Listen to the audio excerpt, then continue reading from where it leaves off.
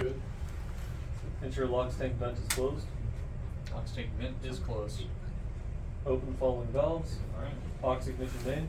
Ox ignition main is open. Fuel ignition main. Fuel ignition main. Fuel main. Fuel main. Locks press. Locks press. Locks tank press is open. We'll plug this in. Core stay ready. Start high definition camera. Alright. HD camera on. Countdown, press fire. 3, 2, 1, fire. So it's got a 4-second bypass. 4-second flow. Come on, come on, come 1 second delay. Wow.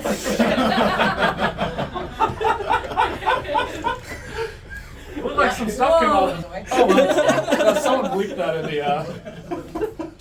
So once the sequence is That was a fireball. Yeah. That was amazing. So Dr. Lyman will let you know when the sequence gets to completion. It's complete. All right.